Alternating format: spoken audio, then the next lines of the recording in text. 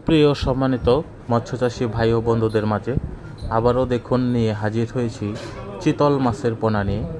তো আপনারা চিতল মাছ চাষ সম্বন্ধে ও চিতল মাছের খাবার সম্বন্ধে জানতে ধৈর্য সহকারে আমাদের ভিডিওটি দেখবেন। আর অবশ্যই আমাদের কাছ থেকে ভালো মানের ও ভালো জাতের পোনা সংগ্রহ করতে পারবেন।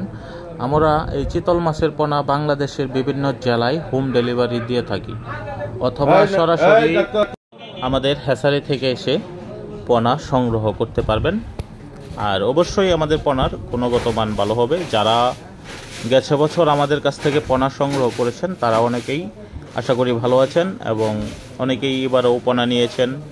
তো আমি যারা নতুন উদ্যোক্তা তাদের উদ্দেশ্যে বলবো যে অবশ্যই আপনারা আমাদের কাছ থেকে বিস্তারিত চাষ সম্বন্ধে ও পোনার খাবার সম্বন্ধে জেনে নেবেন।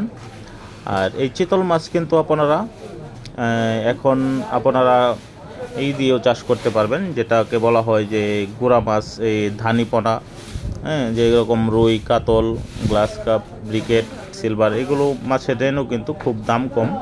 আপনারা ওইসব মাছের রেনু দিয়ে কিন্তু এই মাছগুলো চাষ করতে পারবেন।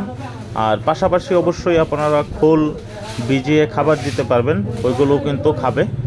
আর এগুলো আপনারা যদি 1 কেজি আপনার পুকুরে 1 কেজি ওজনের, 1.5 কেজি ওজনের মাছ থাকে, ওইসব মাছের সাথেও কিন্তু আপনারা চাষ করতে পারবেন, এই টাইপের পোনা চাষ করতে পারবেন। কারণ এই টাইপের পোনা কিন্তু আপনার ওই টাইপের মাছগুলোকে ক্ষতি করবে না।